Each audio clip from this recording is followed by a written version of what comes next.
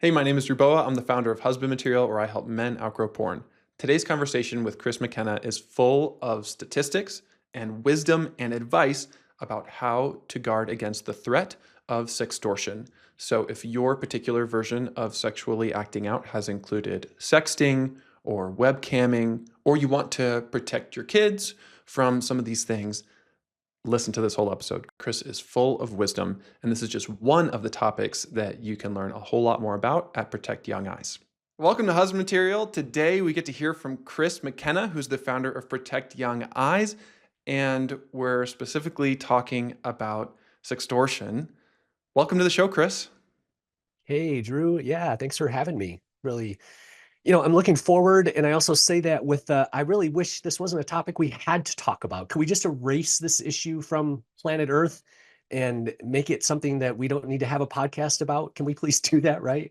That would be best. And unfortunately, since we can't do that, the best thing we can do is be informed and learn some of the ways that we can protect ourselves and others against it. So, Chris, why are you so passionate about this topic? Yeah, there's a whole bunch of issues. And Drew, to go back, I was exposed to porn as a young boy. It led to all kinds of unhealthy, unnecessary curiosities inside of me that my brain just wasn't ready for, right? This is when we're in an analog version mostly of pornography, and then you evolve to the spot where you're sneaking VHS of fuzzy Cinemax and things. But that's like the extent of it, right? Fast forward to the internet, right? The internet comes out, and that allows me then to have this quote secret issue that I'm sure many men can relate to, right? That AAA engine of accessible and anonymous and affordable, right? All in our face right there. And that became a real problem for my life. And I, through covenant eyes and accountability, was able to put that behind me. But then about 10 years later, I watched us put that monster in little devices in kids' pockets. So all of that as a backstory to say Protect Young Eyes came out of what I felt was a gap that existed between amazing parents and amazing kids and technologies that really weren't designed for them and really don't care about those amazing families and those amazing kids. So I started to educate and inform parents of my own youth group back in like 2015. That led to the launch of a website. And now I have a team of presenters. We do hundreds of talks. It's now what I'm doing full time. I left a good job that I went into at Covenant Eyes, actually. I went to lead their digital marketing department for a while. Drew, that's actually where I came across you and your name initially. And now I'm doing this about a year now into doing this full time. Again, educating, legislative work, testifying, traveling, and speaking. And these aren't issues just for kids. The name Protect Young Eyes was created to help families with young kids. But when you think back to when this started about 10 years ago, right now we're talking about things that have been around that well into your mid 30s now. And technology doesn't really care whether you're 13 or 30. There is a business design, there are algorithms that identify our vulnerabilities as humans and have a way of, well, pressing into those, no matter what your age. And so I find myself in conversations with moms that are trying to protect their kids, with dads who are trying to get out of porn, with wives who are sometimes married to a spouse who maybe is struggling with porn, like all these different angles, educators who are struggling with kids in their class who don't know how to handle their devices. So all these audiences, because technology is a bit of an equal opportunity destroyer at times. So that's a long-winded backstory, but I think all of it just adds color and context to sort of the last 20 or so years and why I feel so passionate about this. It was my own issue. I've got my own kids. I'm just watching so many parts of our world falling prey to the lie that everything technology is better, and it's just not. Yeah. One of the issues coming up is sextortion. How would you define this term? As a transaction, sextortion is when somebody gets access to compromising digital information about us, mostly inappropriate or explicit videos or images that we have sent because we've believed that somebody was good and was going to have an exchange with us. So they lured us into sending something, right? We sent that thing, whatever. And then we discovered that that person who made me a promise is a criminal network called the Yahoo Boys over in Western Africa, for example, which is pretty common. I'll talk about that in just a minute. And now they're extorting me promising or threatening, I guess, to send that information, that compromising information to people that I know and love. They've already done all their research on my profile. They know who my family is. They start name dropping. They start talking about where I'm going to college, or if I'm a teenager, a scholarship I want to get, I want to go. So they're going to send it to my coaches, like all these things to prey on our fears in order to send money. And that's so extortion, right, is using leverage over someone to get financial resources out of them or something out of them, right? This is sextortion because it's attached to an explicit piece of information that they have with us that we, out of shame, don't want anyone to see. And so they threaten and we send money, and it goes on and on and on. That's the transactional part of it. Like, that's what it is, sort of by definition. Well over 90% of the time that sextortion occurs, it is a young male man of some kind that is the one that's being sextorted. That's the victim. Because this is primarily what I'll call a limbic system issue, right? So this gets into the why, right? There's a neurological reason why men, young men, teen boys are more vulnerable to the issue of sextortion than others, right? So, our brains have three functional areas, Drew, as I'm sure just in dealing with addiction and pornography and other issues, these are topics that your audience, listeners, those who have taken your course are probably at least loosely familiar with, right? We have three functional areas. If I could just summarize them, we have the part of the brain that keeps us alive, the part of the brain that wants us to stay connected to others like our species, and then the part that is thinking and processing and analyzing and making logical decisions, right? So reptilian, limbic, and neocortex. Those are the three parts. Now, fortunately, the reptilian part of our brain is just working all the time. We don't have to think much about it. I don't have to tell my brain to keep my heart beating. I don't have to tell my brain to release neurochemicals to do whatever, right? But then there's that part of the brain, the limbic system, that is a mammalian, stronger in mammals that want to be around others like them, right? So pods, groups of animals in the animal world, but for us humans, right? And this is the part of the brain that for teens during adolescence explodes with activity, right? Reptilian's always been there, but there's an explosion of relational desire, connection. Where do I belong? Who are my friends? Who do I want to hang out with, right? This is why young people press away from their parents and press toward their peers because of limbic activity.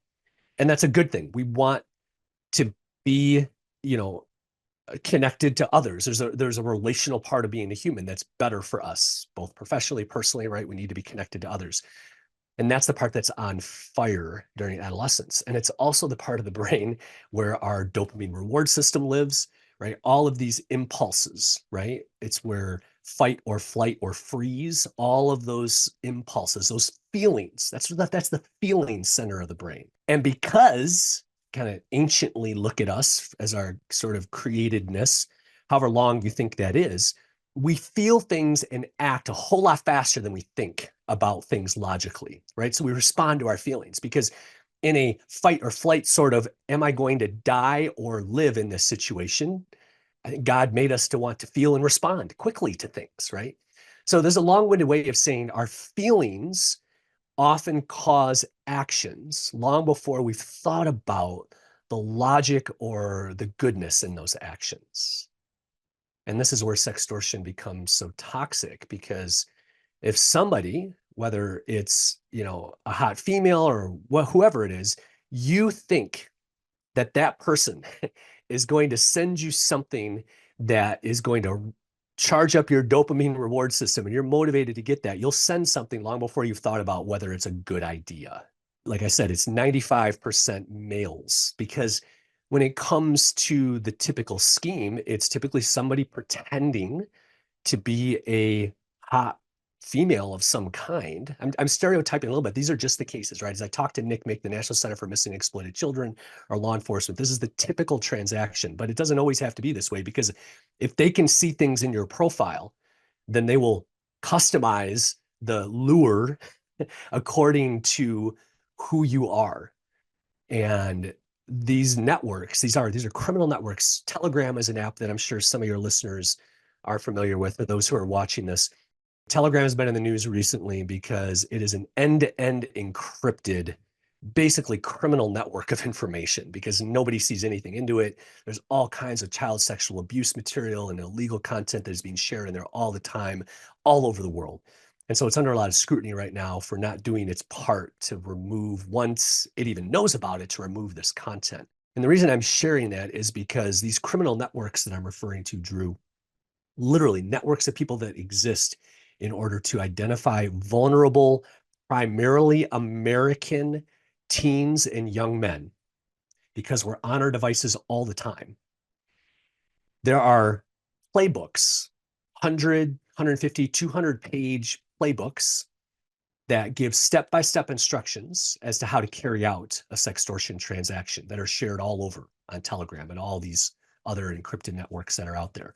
What to say, how to say it, what actions to take. Now with AI, what to do with images, how you can fake voices, so much that you can do with deep fakes, right? To pretend to be somebody and then to scan someone's profile and see who their friends are and threaten and do a countdown in the DMs to threat, right? It's all based on fear. If you can get somebody's cortisol fear response to kick in, they'll do almost anything because the brain doesn't want to live in fear. It wants to get out and get relief. And so if you think relief is sending money, then that's exactly what you'll do. Now, that's not what you should do, but that's what the brain wants to do. So it's a long setup to the issue. But I think, again, it's important to understand what and why so that we can step back and go, whoa, whoa, limbic system, pause. Let me think about what's about to happen and do something different. And for me, it was really helpful to hear a specific example of how that can play out. Can you tell the story of what happened to Jordan DeMay?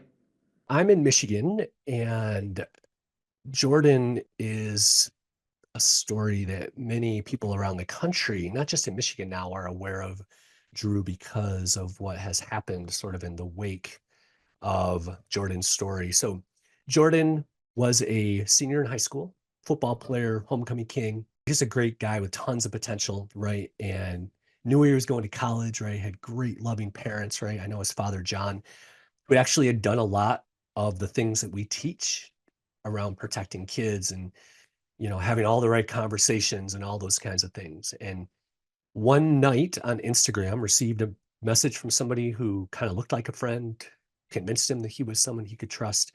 And Jordan sent a compromising video, and within 3 or so hours had felt so much just pressure. They were extorting him for money. They were threatening him with all kinds of actions around what was going to be shared. They did all the typical things that are in these playbooks, counting down, telling him it doesn't matter if he dies, it doesn't matter, we just pay us, pay us. And Jordan ended up dying by suicide that night, like within 3 hours, kind of start to end of this sextortion scheme from taking place.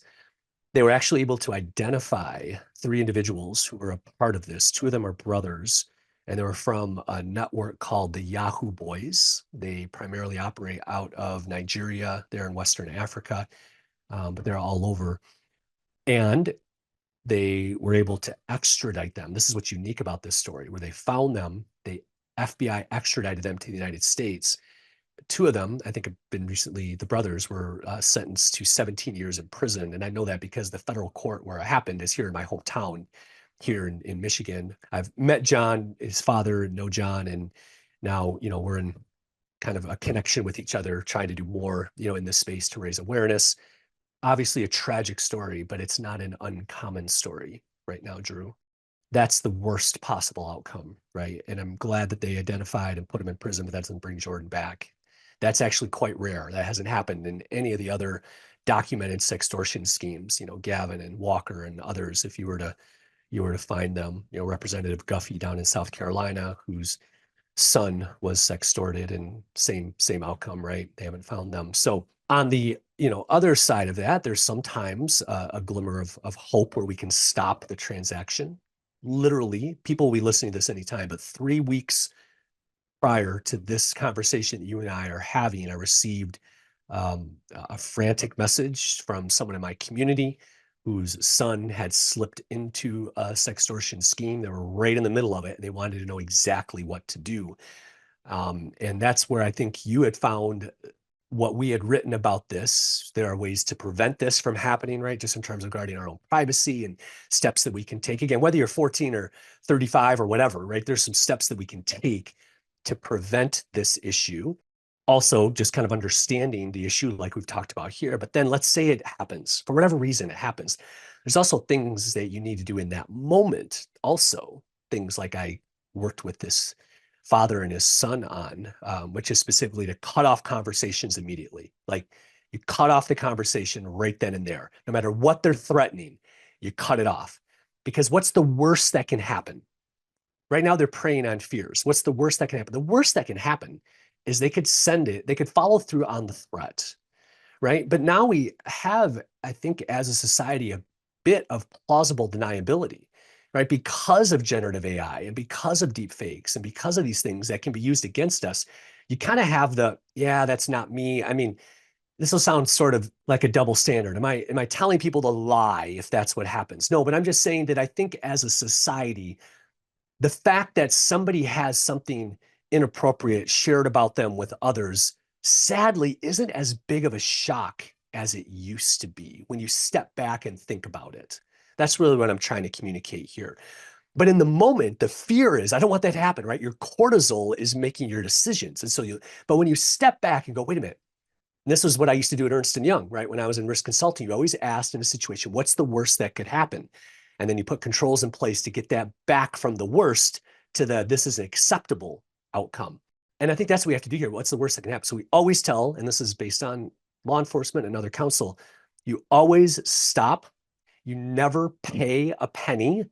No matter what they've threatened, you don't pay and you wait them out, because here's what's probably going on. They probably sent out 100 random messages in order to identify 10 who flinch. And within the 10, they're looking for one that will pay up. To use a fishing analogy, right? In that moment, there's likely a number of individuals who are, quote, on the hook at that point in time. And all they care about is the money. They're going to focus on the person that's paying attention to them and seems to be reacting. Who's the most afraid? Who's the one that's engaging? And they will quickly move on most times. I can't promise any outcome, but they'll quickly move on if you're not cooperative, because time is money to them. Now, it sounds so transactional at that point, but it is. That's why I'm trying to get the conversation into the thinking part of the brain and get it out of the feeling part of the brain. And when you get to the thinking part, you're like, well, no, I'm not sending you anything. Just go away. Focus on someone else. You block them, you stop, right? You take screenshots of everything. You don't send them any money. You report them through whatever app you happen to be in, and then you delete everything that's there, right? And then if you are connected to anybody, say a significant other or anybody else, you make sure all of their accounts are private too, so they're not dragged into this, that their information can't be weaponized against them in some way because of their association with you. I tell parents it's sometimes a good idea just to delete their kid's account. I don't care what history you've got on Snapchat or Instagram or whatever, delete the account and start over. Again, weigh the risk, right? Weigh it. I would rather you just start fresh than risk keeping that account around, right? Sometimes they've got your phone number, so you change your phone number. These are things, right, you can share in the show notes with these 10 specific steps, right, that you can take in that moment, because you need to engage the thinking part and get out of the feeling part and follow the checklist. Right. And Chris, you have put together some really great checklists in an article on the Protect Young Eyes website. So I'm going to share the link to that as well. Some of the men in our community are specifically struggling with the temptation to send naked pictures of themselves or to get onto a webcam conversation where they are on a live video and they have this unwanted behavior that they really want to overcome, and yet it just feels irresistible to be sharing their bodies and to be looking at the bodies of others live or through images. My heart really breaks for these guys. What counsel or advice would you give to somebody who's putting themselves at risk of being sextorted? Well, you're speaking my language, which is why it was important to kind of lay out that history of where I've come from, because every single time we get online, whether you're just a participant in something or a parent in something or whatever, there's a risk that you have to be thinking about, right? Again, I just think it's always helpful before you click on something to ask the question, what could go wrong? What could go wrong? Let me say it again. What could go wrong? And if you come to the conclusion that the worst possible outcome has a probability that you're not comfortable with, then you have to accept the risk that comes with that. And that's the thing about, you quote the internet, right? This World Wide Web. We don't even talk about the three letters, the www anymore, because they're not necessary. But like, let's never forget, like when I'm speaking to kids and teens and we do presentations all over, like we remind them that every single thing you do on a device has three letters, World Wide Web. It was named the thing that we have to consider every single time we get online, that we're connected to the world in some way. And you can feel invincible and you can feel like you don't have to worry about that anymore when you're an adult, but it doesn't change the fact you're still connected to a lot of people who really don't care about you.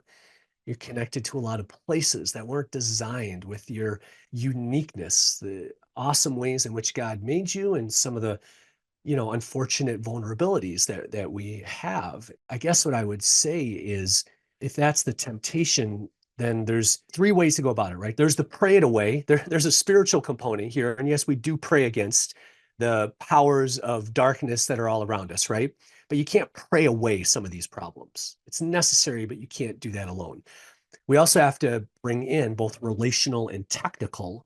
That's like the three-pronged powerhouse here against these things, and just constantly be surrounding ourselves with individuals who are going to help us ask the what could go wrong question, to engage the thinking part of our brain before we go to a spot where we're only listening to the feeling part of our brain. Because we are really bad governors for our own behavior, right? Why? Because we're feelings driven.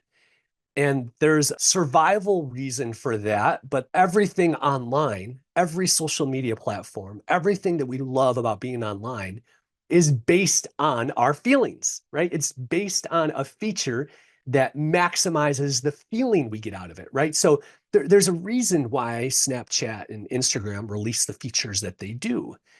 There's a reason why webcams pull on us the way that we do, because they're tapping into ancient created things that we're supposed to be attracted to, that we're supposed to want. We're supposed to want to, see things that excite us sexually. We're supposed to want to be connected to others like us. And deep down, we're supposed to, to be connected to others, but for the right reasons, right? Is it a loneliness that's pulling us into those sorts of spaces? Because technology will do a really good job of solving that for you, right? So that's where the why and the feeling, like all these things are interrelated. We are complex beings. We are mind, body, and spirit. You can't just tackle it by saying, well, I'm not going to go there. I'm going to filter that out, right? Well, that's okay. That's a technical part of it. Yes, but there's always a way around that. So who's the logical voice when your feelings are out of control to speak into that, right? So it's kind of all of those things. It was a long-winded way to answer your question, because it's a complex issue, and every person is going to have sort of their own reasons why they're drawn to those places, which is why your platform exists, to give men a safe spot to unpack all the reasons why we feel and do the things that we do, which is just a awesome but complicated mess of thread that you got to undo one little thread at a time. Mhm. But I tend to live sort of in that camp, and this is what we tell parents all the time, right? There's a spiritual component, and yes, we pray for the hearts of our kiddos, or we pray for our own hearts to be directed in the way that they should go. But we've got to stack a bunch of practical things on top of that. Otherwise, there's still, there's the opportunities are always going to be there. So Yeah. Can you say a little bit more about how you help parents navigate these issues? both learning and community are sort of the two ways that we do this, Drew. We have a team that does live talks, hundreds of them, in a school year, but also at churches and nonprofits. We have certain decks of information that we share about. Our most popular presentation is Digital Discernment, the 5 Habits of a Tech-Ready Home, right? After hundreds of these and all over the world, there are certain habits that when those are done consistently and persistently, you tend to have young people who learn how to use technology in good, positive, God-honoring ways. It's modeling the right behaviors, pursuing authentic connection, encouraging work and play, delaying addictive technology, and diligently preventing harm. And there are like micro tactics in each of those five sort of macro habits that we talk about just to give parents really practical things that they can do. So that's our live presentations. We also have an on-demand version of that that parents can take because not everybody can come to a live talk or schools can't always bring us in. So that's what can be done. But we have a massive amount of free information, self-help kind of information. That's how you found us, right? In this post, we have app reviews, device reviews, how to set things up, how to put some of those layers of protection in place, right? Some of the software and hardware that works, right? So that's the learning part, right? So it can either be live, on demand, or self-directed. All of that is available. And that's on our website, protectyoungeyes.com. Then we also have a community. So like you, right? The power of community, of relating. Some of these issues are difficult. Technology is not a simple thing to unwind in the lives of our kids, right? It's on their school issued devices. It's on the thing that we just want to know where they are at their friend's house, yet it also gives them access to all these other things. How do we control that, right? So we have a community called The Table. We want people to come to the table to have these conversations. We built this. It's not a Facebook group. It's not any kind of Instagram thread or anything. It's our own private community that we've built that we own. We don't have to put little asterisks on things like we do on Instagram when you talk about certain topics. I actually got banned for 3 months on Instagram because of a post I did specifically on sextortion and specifically on a case where it wasn't Jordan's case specifically, his situation, but I said the word suicide in the reel that I made for Instagram, and I was restricted for 3 months where I wasn't allowed to do collaborations because I said a word that is against their community guidelines, right? It's that kind of nonsense. Right here, Instagram is the reason Jordan DeMay is no longer with us. And yet they won't allow me to educate parents and others on this issue. The irony there is just so sickening. But that's why we built our own community, because a lot of these other digital spaces have a whole different agenda than we do. So it's through those two primary sort of ways that we want to educate and equip and make sure that when you've got hard questions, you don't know what a router is or what it's good for, or what screen time is on an iPhone, which is good for 14-year-olds and 40-year-olds, right, to filter out some stuff, then we want to be a spot where you can get some of that help. That's so awesome. So you can learn more at protectyoungeyes.com, and there is a wealth of resources and community. And Chris, I'm really excited about what you've built. For you personally, what is your favorite thing about freedom from porn? It's having my brain back, right? If I could just be real practical for a minute, it's because, man, I can look back on things again in the moment you see it's so fuzzy. You just don't see the world the way that it's supposed to be seen, right? I remember a very specific moment. One of my children, I won't, say any more specifics, but one of my children, I was specifically in charge of giving this child a bath, their evening bath. They were an infant. And I remember being annoyed because I would have rather have been looking at porn. And in the moment, I didn't really realize like what that meant. I was just annoyed because porn is a selfish bastard.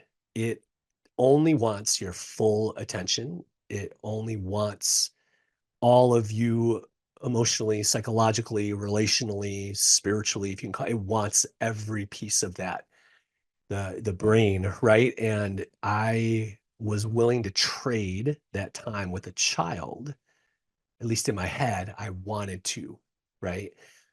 And so there's a clarity that comes from things when you remove that supercharged monster. Not that, I mean, the impulses are right when they're directed in honorable ways, but when it's supercharged and weaponized against us, it does a lot of bad things to our decision making. So, man, there's a clarity. There's just obviously the freedom to use that word, but I think that's a part of it. You cannot be your full max thriving self while also looking at pornography. It's impossible. And on the other hand, It is possible to thrive and to be your authentic self. Also, to be safe online. So thank you for helping us do that. My pleasure. I know not everyone that listens is a parent, but chances are, whether it's helpful for you, which I hope some of it is for those listening or watching, I also bet that many of you listening or watching, even without children of your own, have young people who you can influence.